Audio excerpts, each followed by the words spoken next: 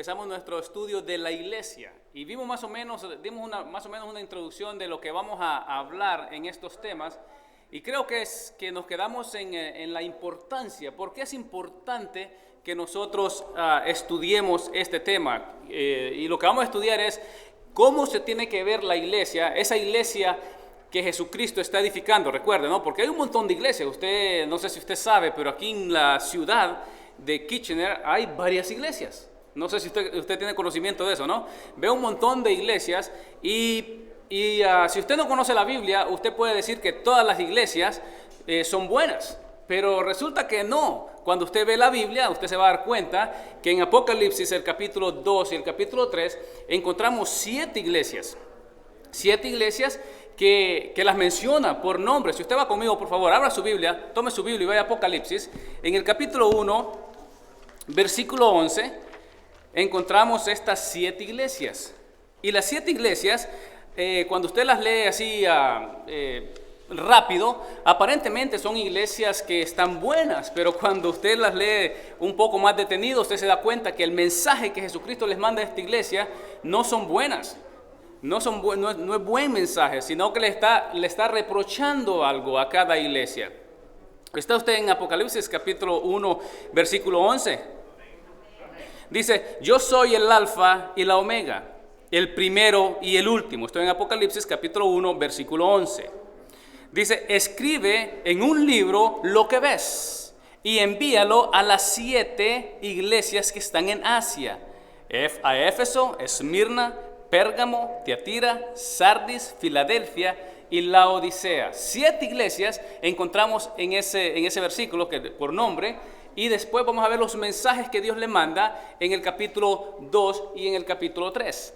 Y aparentemente cuando usted ve esas iglesias, usted dice: oh, pero parece que están haciendo algo bueno. Sí, pero el Señor le reprocha algo. A cada iglesia le está reprochando algo que no están haciendo correctamente.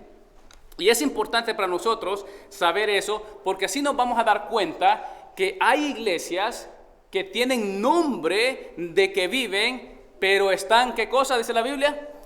Están muertas.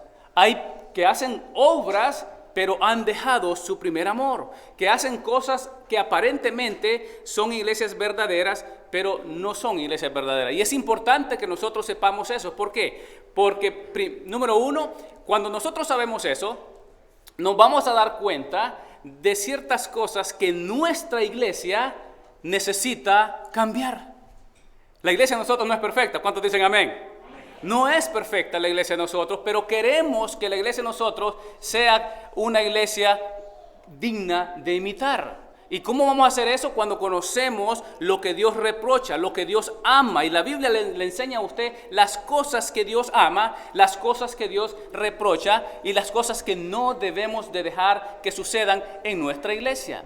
Lo otro es que nosotros, no sé usted, ciertas personas nosotros nos movemos de ciudad, nos movemos de trabajo, nos movemos y puede ser que en algún dado caso usted ya no se pueda congregar en esta iglesia. Entonces tiene que buscar otra iglesia. Pero cuando usted conoce cómo es que una iglesia verdadera tiene que funcionar, es más fácil para que usted busque una iglesia verdadera. Amén. Entonces es importante esto. Ahora, estas iglesias estaban ubicadas.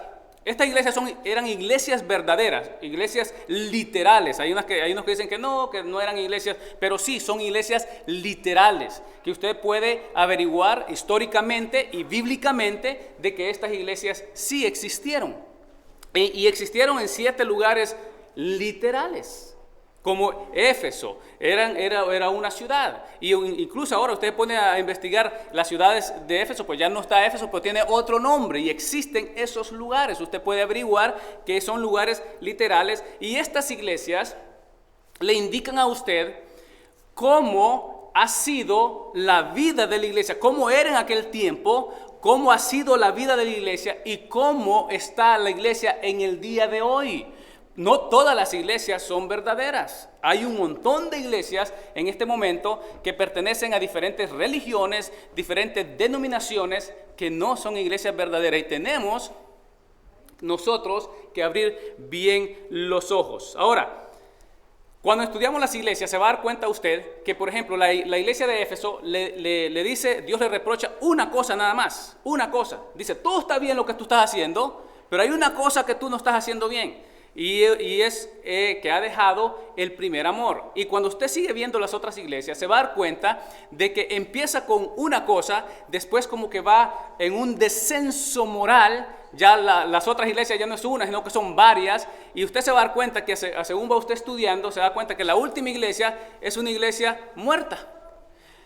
Una iglesia que supuestamente todos los miembros tienen que ser personas que han pasado de muerte a vida. Esta iglesia dice, tú tienes nombre de que vives, pero eres una iglesia muerta. Entonces se va a dar cuenta usted que son iglesias que van decayendo y eso como un espejo para que nosotros aprendamos cómo están las iglesias de afuera. Vamos a ver los ejemplos lo que voy a ver ahorita. Lo que vamos a ver hoy es cómo estas iglesias, cuáles son las cosas que Dios les reprocha. Y el otro domingo vamos a empezar a ver por qué es importante que nosotros aprendamos eso. Por ejemplo, ahí está usted en Apocalipsis, el capítulo 2, el versículo 4, vemos a Éfeso. Y mire lo que le dice. Está en el versículo 4 del capítulo 2.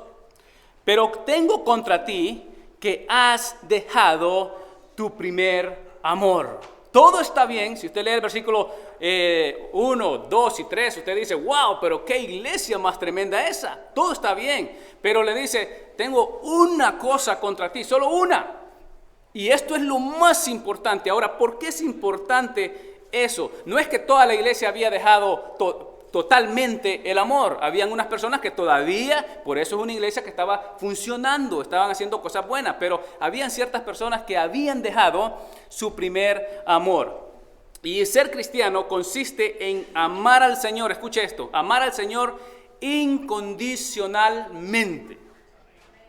¿Puede decir amén? Incondicionalmente. Eso significa que hay veces que a usted en la vida le va bien y usted está pero excelente, está con salud, tiene trabajo, todo bien, pero usted no me puede dejar mentir a mí que hay veces, nosotros como cristianos, hay veces que en la vida no le va bien. ¿Será que a todos le va bien aquí? No, hay veces que en la vida a usted no le va bien y tiene que amar al Señor incondicionalmente, sea que le vaya bien o sea que le vaya mal, el Señor sigue siendo Dios y sigue siendo su Dios. Amén. Él sigue siendo Dios. Amén. Un aplauso al Señor. Y mire lo que dice Jesucristo. Dice Jesucristo, dice, amarás al Señor tu Dios, vea esto, con todo tu corazón. ¿Y qué es corazón? Todo tu ser, toda tu vida tiene que estar enfocada en amar al Señor. Y usted, mire hermano, póngase a pensar usted, ¿será que usted siempre ama al Señor con todo su corazón? No conteste. Piénselo. Y dice Jesús, dice, amarás al Señor tu Dios con todo tu corazón y con toda tu alma. Y la alma es donde están todos los sentimientos.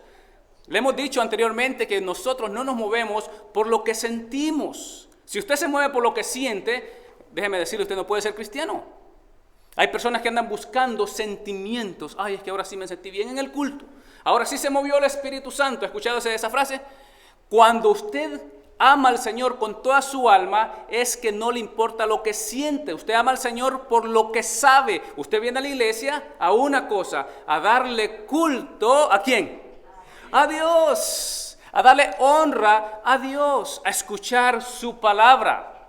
¿Cómo usted sabe que una iglesia es verdadera? Cuando se le da énfasis a la palabra de Dios. Aquí le damos énfasis a la palabra y adoramos a quién, al único, solo a una persona, a Jesucristo, nuestro Señor. Él es el Rey. Él es el que se merece toda la gloria y toda la honra. Y dice entonces, amarás al Señor tu Dios con todo tu corazón, toda tu alma, y sigue el versículo, dice, y con toda tu mente, todo tu corazón, toda tu alma y toda tu mente, todos sus pensamientos tienen que estar enfocados ¿en quién? En Dios, en Jesucristo, el autor y consumador de nuestra fe.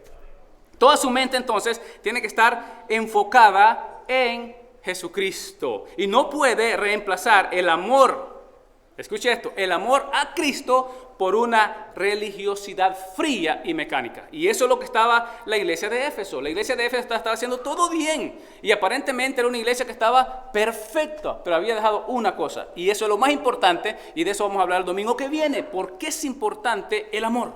De eso vamos a hablar, no se lo pierda el domingo que viene, ¿no? Mire la otra iglesia, la iglesia de Pérgamo. En el versículo 14, Dios le reprocha a esta iglesia que era tolerante al pecado. Está en el versículo 14, vamos a leer el 14 y el 15. Dice, pero tengo unas pocas cosas contra ti. Recuerde, a Éfeso le dice, tengo una cosa contra ti, solo es una. A Pérgamo le dice, tengo unas pocas cosas. Ya no es una, sino que son unas pocas cosas contra ti, que tienes ahí a los que retienen la doctrina de Balaam. No sé si usted está familiarizado o ha estudiado o ha leído Números, usted puede encontrar esa historia de Balaam. Dice que enseñaba a Balac, el rey, dice, a poner tropiezo entre los hijos de Israel y a comer las cosas sacrificadas a los ídolos y a cometer fornicación. ¿Qué es lo que estaba pasando? Si usted lee Números capítulo 24 y 25 y después lee Números 31, usted se va a dar cuenta que Balac llama a Balaam para que maldiga al pueblo de Israel. Y dice, yo no voy a poder decir nada más de lo que el Señor me diga, pero por la platita, porque recuerda que le ofreció dinero, te voy a bendecir mucho financieramente. Dice, él fue a maldecir al pueblo de Israel, pero no pudo hacerlo porque Dios, se recuerda que la mula también habló, Dios no le permitió referir ninguna maldición sobre el pueblo, sino que en vez de maldecirlo, lo bendijo al pueblo de Dios. No sé si usted recuerda, ¿ha leído la historia? Usted lo puede leer en Números 24 y 25. ¿Y qué es lo que sucedió? Cuando usted sigue leyendo, se da cuenta que Balaam le aconseja que uses las mujeres de su pueblo para seducir a los hombres de Israel y así hacerlos fornicar. Eso era lo que hizo Balaam. Y dice, tú toleras ese tipo de personas en la iglesia. Personas que profeticen por dinero y que hagan pecar a mi pueblo. ¿Cómo se hace pecar al pueblo? Cuando al pueblo se le enseña una cosa que la Biblia no dice, usted hace que el pueblo peque. Pero cuando al pueblo se le enseña solamente lo que la Biblia dice, el pueblo camina como derecho, recto, y el pueblo está creciendo porque la Biblia le ayuda a usted a crecer. Mire el versículo 15.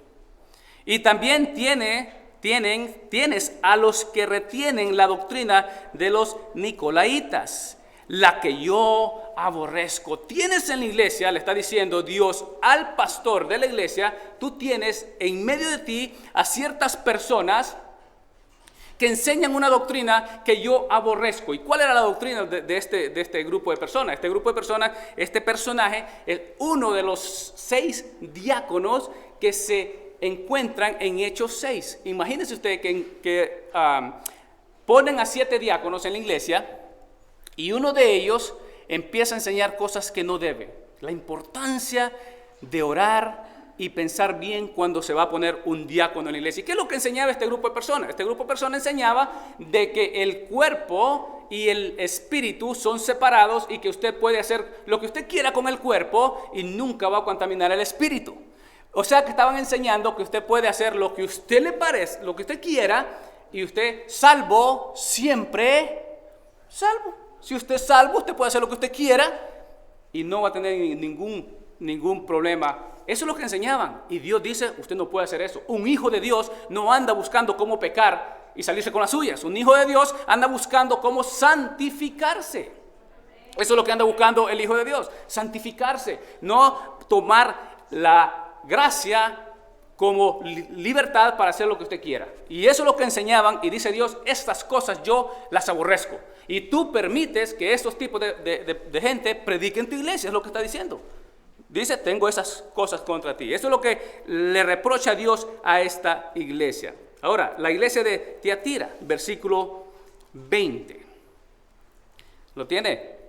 Capítulo versículo 20. Dice, pero tengo unas pocas cosas contra ti, que toleras a esa mujer Jezabel, que se dice profetiza, así empiezan los hombres, ¿no? O las personas falsas, yo no soy hermano, sino que soy profeta. Dice, que enseñe, permites tú a eso que se llama profeta en la iglesia, que enseñe y seduzca a mis siervos a fornicar y a comer cosas sacrificadas a los ídolos. Permites tú que estas personas que se dicen ser profetas, y sabe que así empiezan las personas, ¿no? Para entrar a una iglesia, un falso, para entrar, ya no viene como un hermano.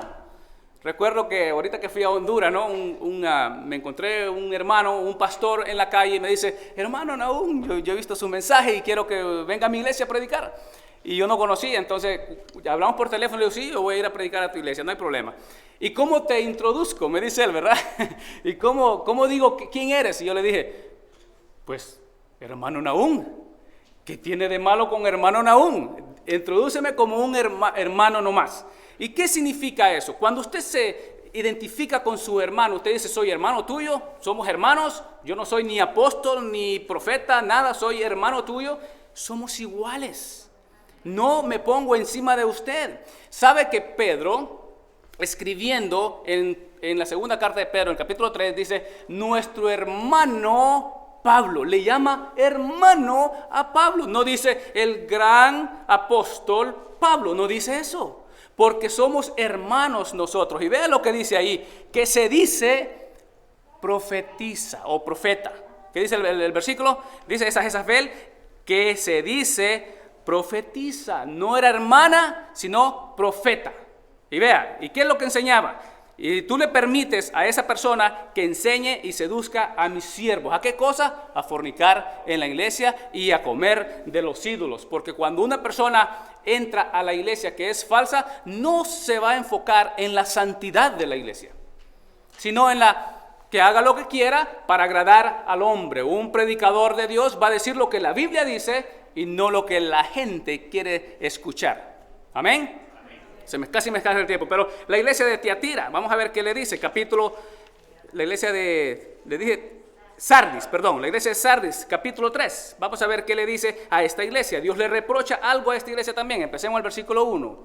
Escribe al ángel de la iglesia de Sardis, el que tiene los 7 espíritus de Dios y las 7 estrellas, dice esto. Vea esto, qué importante escuchar lo que él va a decir. Por eso es que usted todito cuando termina el versículo dice, el que tiene oídos para oír, oiga lo que el Espíritu dice a la iglesia. Es importante porque el que está escribiendo aquí es nada más y nada menos que nuestro Señor Jesucristo. Vea lo que dice, yo conozco tus obras, que tienes nombre de que vives y estás muerto. Tal vez la iglesia, el nombre de la iglesia decía iglesia del Dios viviente, qué sé yo, no sé lo que quiere decir exactamente, pero tienes nombre de que vives, hablas de una relación con Dios, pero ¿estás qué cosa? Estás muerto. O sea que la iglesia, en vez de componerse de personas nacidas de nuevo, habían personas en la iglesia que no habían sido redimidas por Dios. Y tenían nombre, venían a la iglesia, hacían todo el papel de cristianos, tal vez diezmaban en la iglesia, tal vez oraban en la iglesia o levantaban las manos en la iglesia, cantaban en la iglesia. Tienen el nombre de que vive, pero estás muerto. ¿Y quién le está diciendo? Nada más y nada menos que el Señor Jesucristo le está diciendo, tú estás muerto, porque Él conoce el corazón.